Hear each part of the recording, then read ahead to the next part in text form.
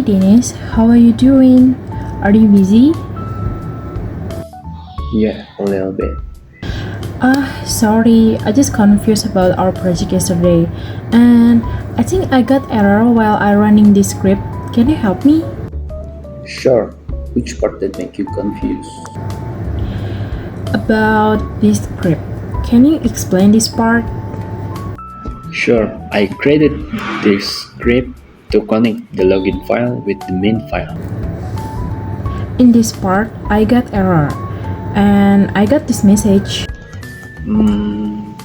Did you use install button? Yes, I did. Let me check.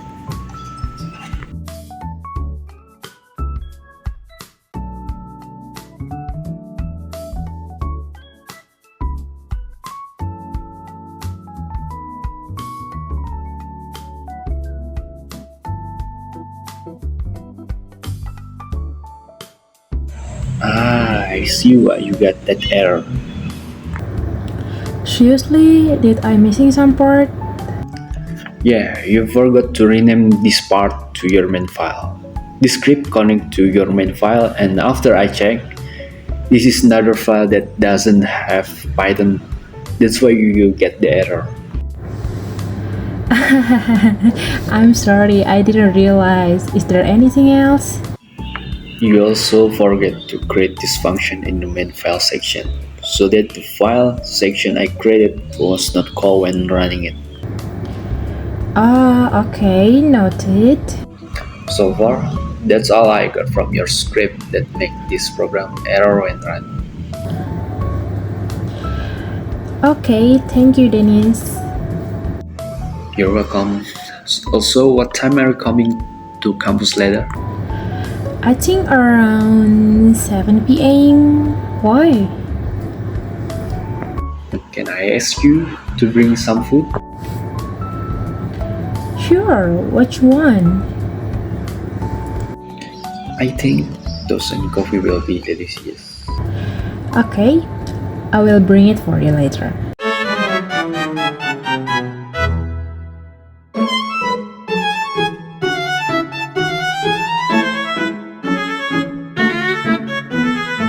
Hi everyone, I'm Artagracia Claudia Andriana. I am from SD Merdeka Bogor, and now I want to explain what is gerund. And usually, gerund is we using in daily life and daily talking too. So, but maybe in from one from of you doesn't know what is gerund and type of gerund and uh, what the difference of gerund and infinitive. And in this part, I will explain to you guys about what is gerund. Okay, one. Uh, I want to share first about what the definition of gerund. Gerund, or for the pronunciation is ger and un, is a verb that acting as a noun. And for the gerund that we know, verb plus ing is using in the behind from verb. For the example, is like cooking, swimming, and running. So and become something as a concept that can now be sentence subject, their object, indirect object, or the object of preposition. It doesn't stop being a verb, but the role it plays in a sentence shifts from describing the action to being a focal point. For example, of gerund is Chris turned off his smartphone so he could focus on studying. Judy likes swimming in the sea. So basically, gerund is verbs, but in the behind of the verbs we added ing. Next, structure and characteristic of gerund. This part I have 4 structures and the characteristic of gerund. First, always end with the prefix ing. 2. Verb ing, which function as a different word. 2. The gerund can be replaced by any noun. 4. There are several verbs that follow gerunds such as like, love, hate, enjoy, avoid, stop, etc. Type of gerund. As I say before, in beginning, I will explain to you about the type of gerunds. In here, I have 6 types. 1. Subject. 2. Subject complement. 3. Direct object. 4. Indirect object. 5. Object complement. 6. Object of preposition. Let's talk more about this type. Subject and subject complement. Subject is a gerund are often used after certain verbs. For example, she dislikes cooking for a large group. They avoid working on weekends. I enjoy reading books. Subject complement. A word or group of words that provides further information about subject in a sentence. Subject complements usually appear after linking verbs such as be, seem, become, look, feel, etc., and function to describe or explain the subject. For example, in here I have my mother is very beautiful. Why I bold in the word my mother and beautiful? Because in my mother is the subject complement and is in the form of a noun. So the subject complement in this sentence is in the form of an adjective, namely beautiful, which of course function to describe the subject. So my mother is beautiful is the subject complementnya, and then beautiful is described or from the subject. So this is the subject complement. Direct object is indirect object. Direct object is sentence element that receive direct action from the verb performed by the subject. Usually, direct object answer the question what or whom to the verb in a sentence. For example, Marsha teaches math.